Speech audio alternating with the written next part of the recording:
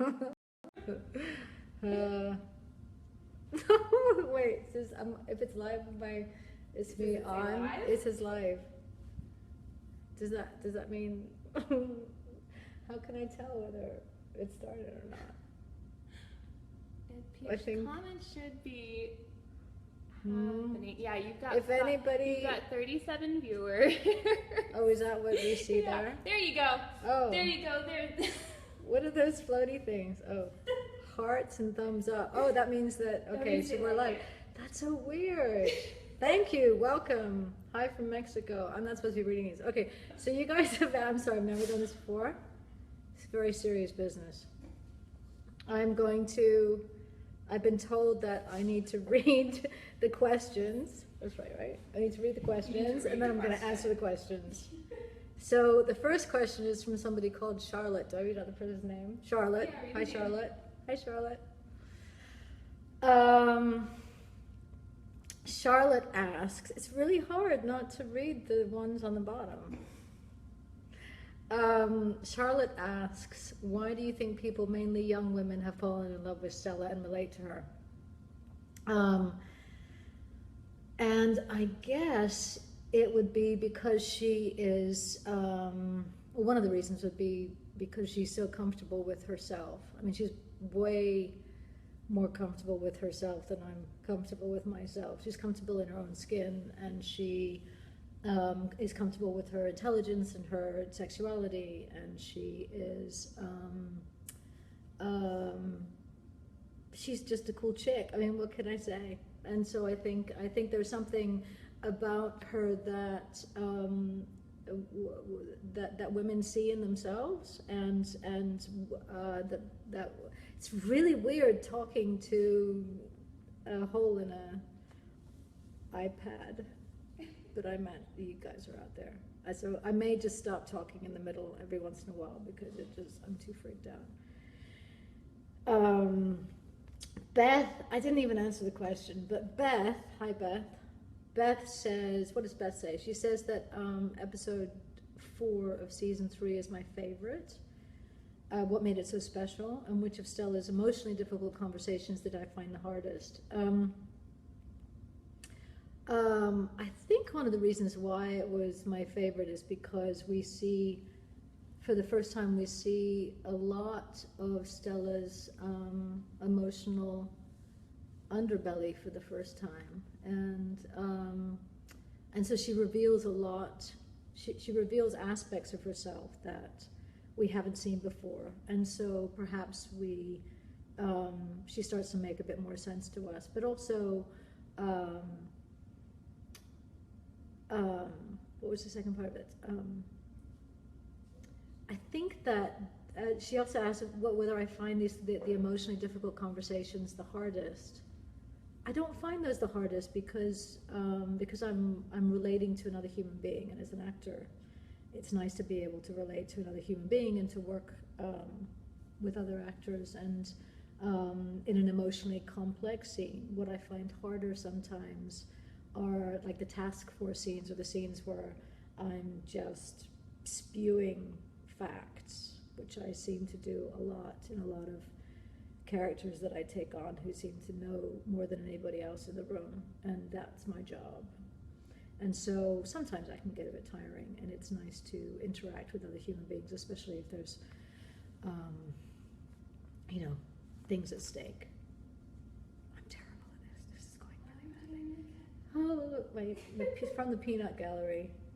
Twitter says you're queen of figuring out Facebook Live. Okay. Somebody called Sam says, what's the one piece of advice that I wish I could go back in time and give myself at a point when I most needed it? Well, I think one of my favorite sayings of all time is that youth is wasted on the young. Because I think I wasted so much time, and still waste time, fretting, worrying.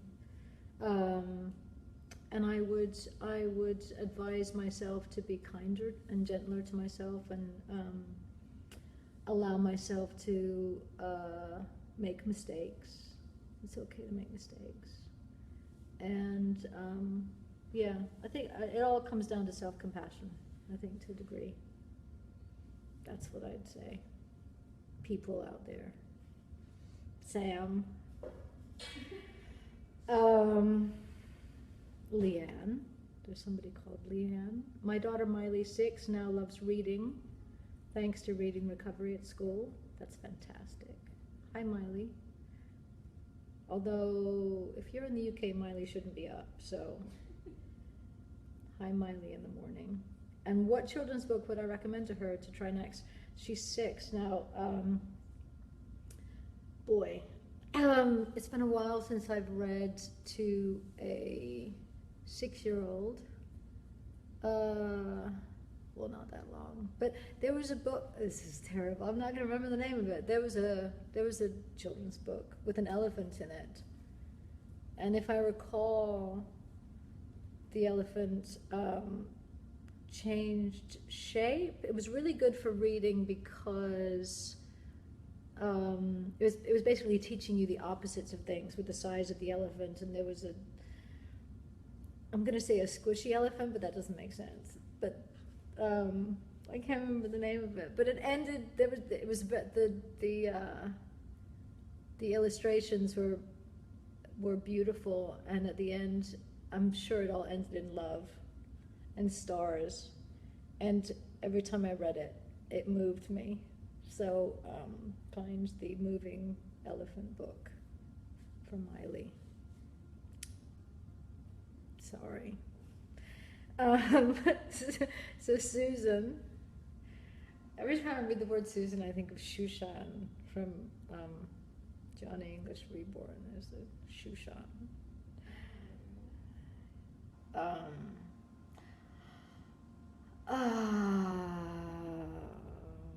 Let's see. Yes, Susan is saying, I'm looking forward to reading your book, We, a Manifesto for Women Everywhere.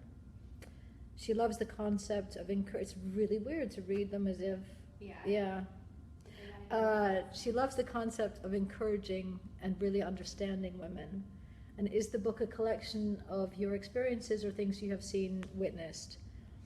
The book is many things, and part of it does involve our personal experiences with various life lessons, I guess, that we've learned along the way, myself and my co-writer, Jennifer Nadel. And as we've attempted to navigate our lives with as much integrity as possible, as we've tried and failed and tried again. And yeah, so there are personal elements to it. Yes, indeed. What's the one thing that I'm looking forward to most for women in the future? I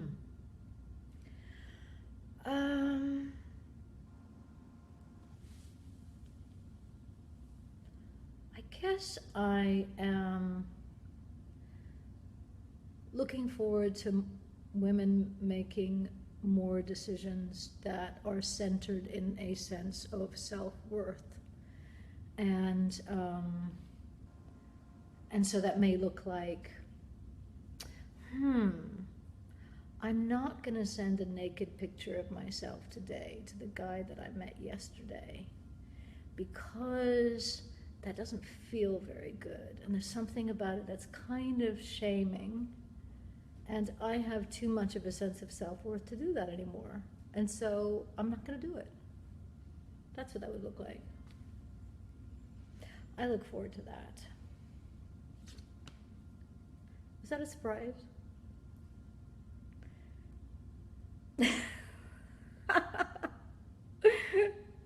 I love you too. Let's see. What book am I reading at the moment? I'm rereading Virginia Woolf's A Room of One's Own, because I don't remember a thing about it, and I should, and I'm enjoying it very much, and I highly recommend it. Fascinating, she's just such an extraordinary writer. And my brain is split. I can't seem to talk in whole sentences. What has been one of the most difficult aspects of filming this finale? Do I expect Stella has finally found some closure to something? Well, do I expect that Stella has finally found some closure to something? Well, the closure that takes place is not really the closure that she had in mind. And it's always hard filming the end of seasons anyway, but this one was particularly sad because there's a very good chance that Jamie won't come back. Sorry. Well, I guess people know that. Do people know that? Yeah, people know that. Okay, that it's okay. So Jamie's not coming back. And so that was sad. And because, well, if we ever do it again, we'll take a break between now and then. I love all these hearts bouncing on the bottom. Maybe I should read some of the ones at the bottom. Yeah, do that. What was the last TV show I watched? Oh, thumbs up. Does that mean... Okay. That's so funny. I'm sorry. This is weird. What was the last TV show that I watched? I haven't watched a TV show. I've watched a couple of documentaries lately. There must have been something. No, I'm not good at watching television. I'm sorry. No, I missed that one. Who would I miss more? Between who and who? Hello from Cyprus. Okay, I'm gonna get back. I'm gonna get back to these. Sorry, I got diverted.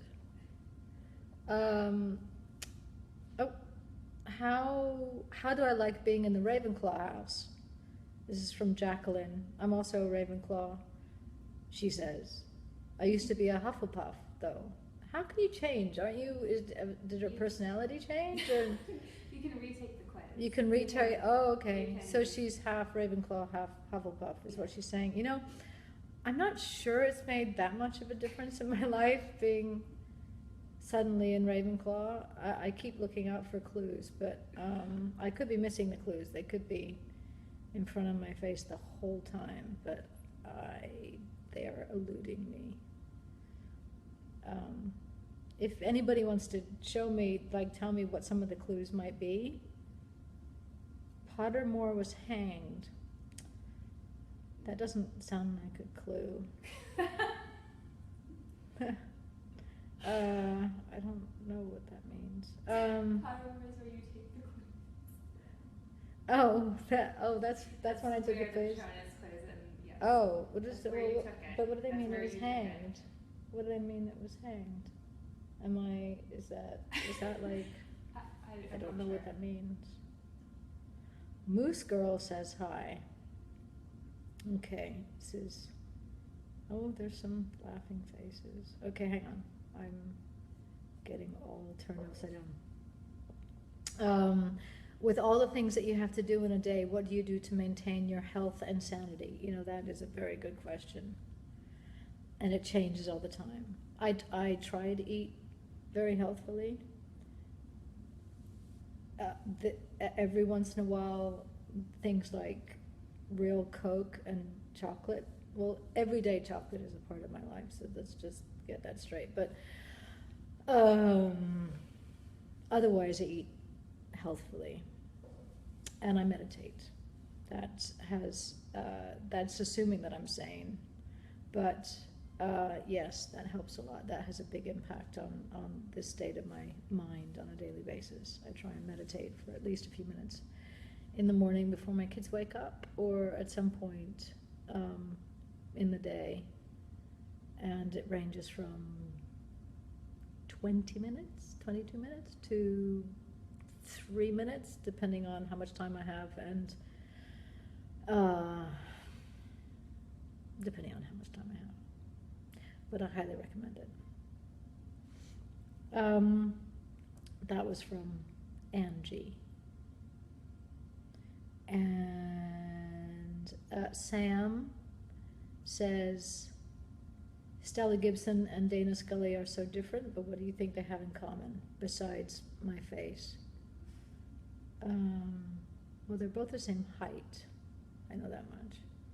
But I think that Scully might be a little bit older than Stella. And of course, there's the hair. Does that answer your question? They both go after bad people, or baddies, as my boys call them. That's what you call them in England. Bad people or baddies. What's a song that I relate to at the moment? Asks Maria. I don't really feel like I've been listening to that much contemporary music. There are two songs which always seem to work for any situation, and one is Landslide by Fleetwood Mac, and the other is Cat Stevens' Trouble. And there's a very good cover of it by somebody whose name I can't remember. Do you remember? Yeah, that's right, Kristen. I'm sorry, Kristen. But I love that song. And so no matter what, those songs can always cheer me up. Not that I need to be cheered up, but you know what I mean. Kristen Hirsch, Trouble.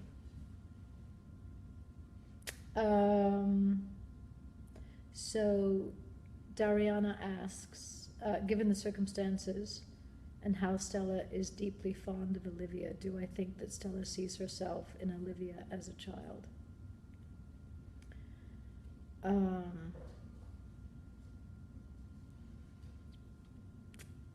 No, I don't, but I think that Stella has such huge compassion for Olivia, given the havoc that Olivia's father has wreaked on so many different people's lives, and I think she can see the life ahead that Olivia has, the potential for sanity,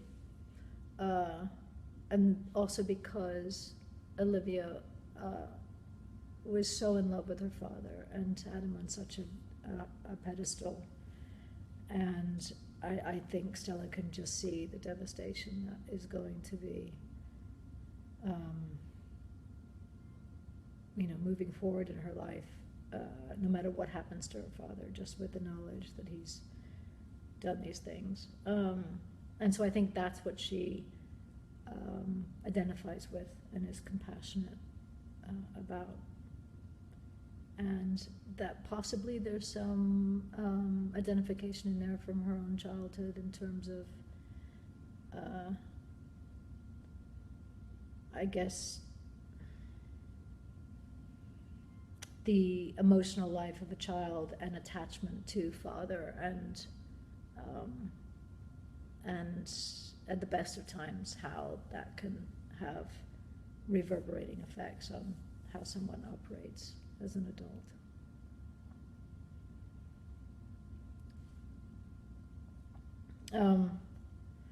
What would Stella's response be to being catcalled? That's funny. I know what the look on her face might be, but I'm not quite sure how to put that into words. What is that? I don't know what that is. Yeah.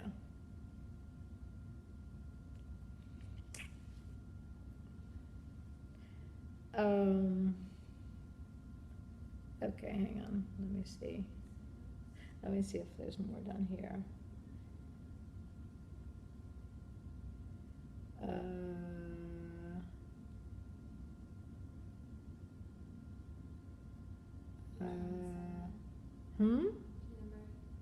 Okay, yeah.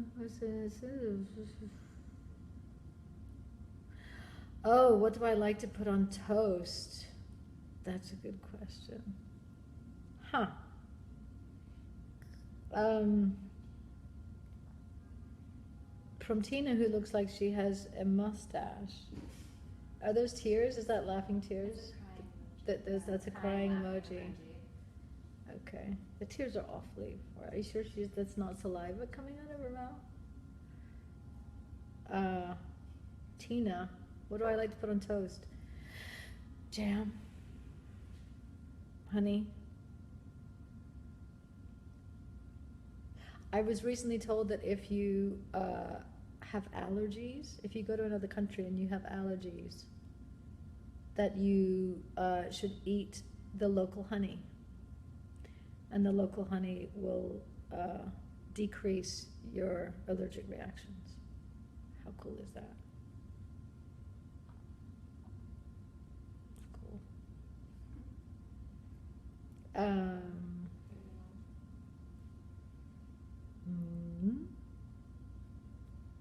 Do I think you, Sasha, should get your nose pierced? Absolutely. No question about it. Get your nose pierced. I did it once, and I would still like to get my nose pierced. I think about it often. My daughter has her nose pierced. How old was she when she got it pierced? I think she was like 18. Well, hang on a second. As long as you're not 5. Wait. If you're 16 or older, get your nose pierced. If you're 9, don't.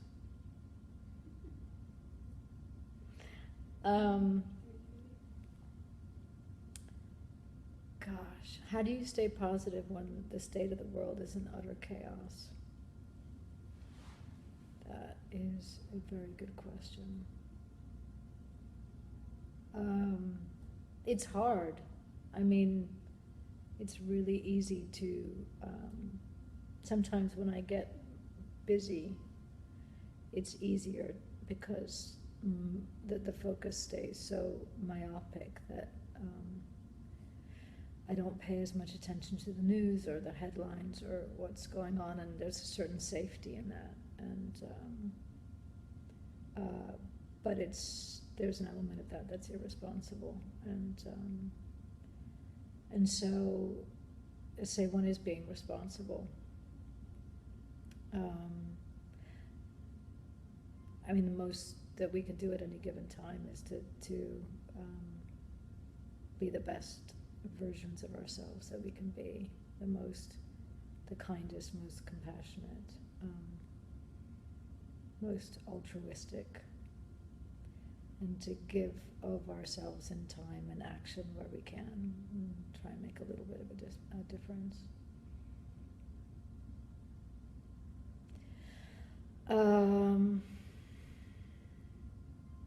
Any advice for young girls who are struggling to figure out their future? I feel like I can hear everyone else telling me what to do, but I can't hear my own voice. That's interesting.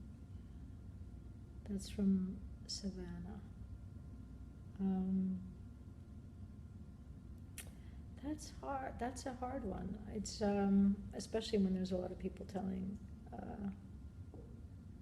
you what to do. I know for myself. I mean, I was lucky because I had a very strong voice in my head very early on, and I just wasn't going to listen to anybody else. So, but I can imagine that it's difficult when their voices are louder. I do know that I don't know how old you are, Savannah, but I do know that sometimes if you can take a bit of time and see the world as ways to see the world on a budget, and just mingle with other people and other cultures, and there's something about the time and the space that really kind of helps shake out all of the confusing bits and focus one's mind on what's most important. It's easier to listen to one's own heart, I think. Do I cook? I can cook, and I have cooked. Do I cook on a regular basis? Well,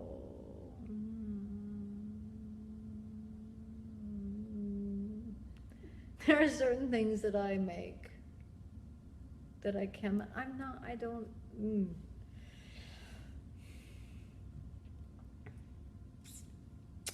enjoy it. It doesn't fill me with joy. But I can. But I can't talk and cook at the same time. Don't ask me any questions while I'm cooking, or you're not invited. No, that's not true. But it's the truth. But I forgive myself.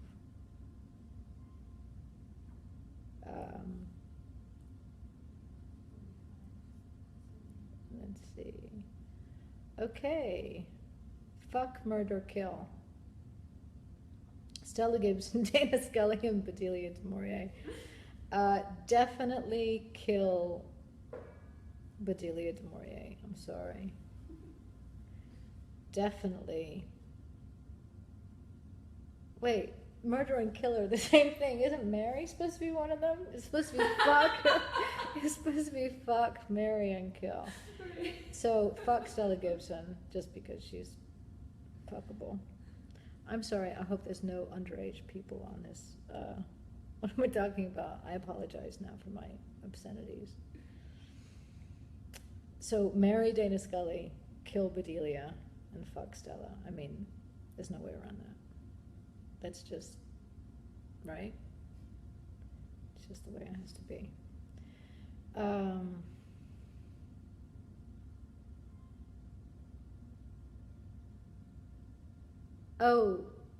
Is it true that during One Night of Streetcar, Blanche sang Dreams by Fleetwood Mac in the tub rather than It's Only a Paper Moon?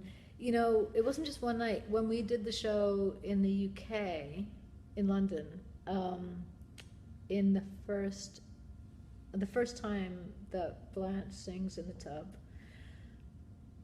is that Dreams? Thunder.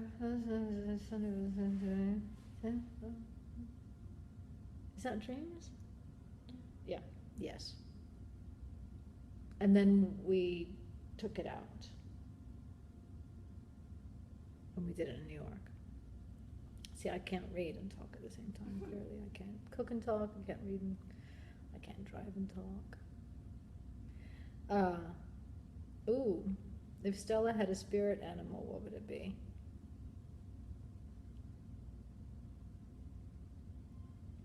Some kind of a cat.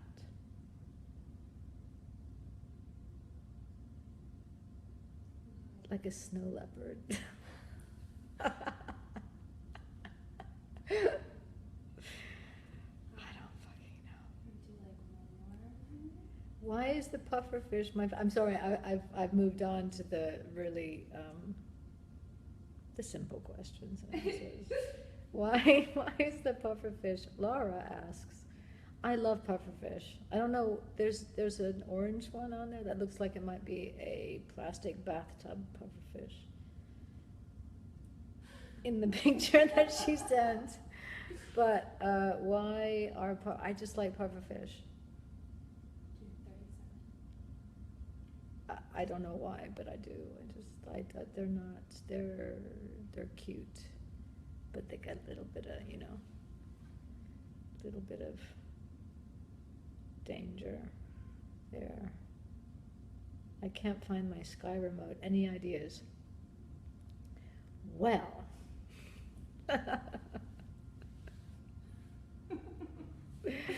it depends if you're male or female. Stuart.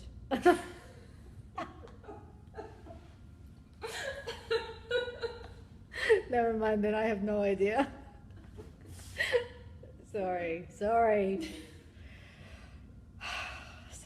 Hang on. You ignore me. I'm ignoring somebody. I'm ignoring everybody. There's 3,600 people on here, and I'm ignoring most of you. I'm really sorry, but hang on. Let me just see. Would you one more? One more. Okay. Yes, I think that the fall could be brought back after a few years. Eva, yes, I do.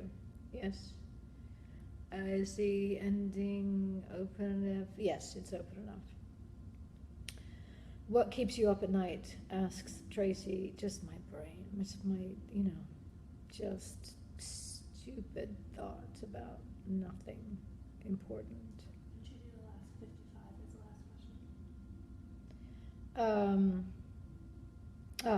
question? Kelly. Now that I've finished walking in Stella's shoes, is there a part of her that I've taken with me? Which part?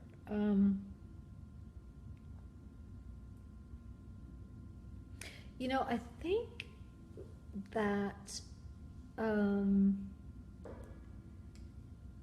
that in the period of time that I played her, I think it started to happen at some point in the second season where I started to accept my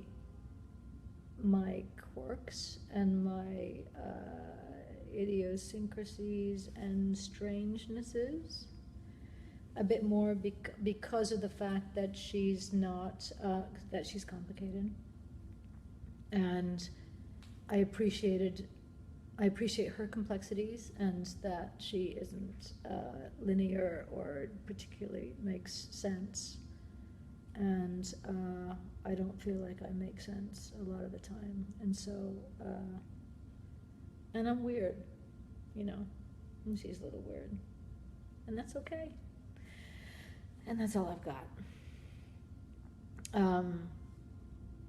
Thank you, all the blue thumbs up and the red hearts. Thank you, everybody. I think I'm meant to push a button.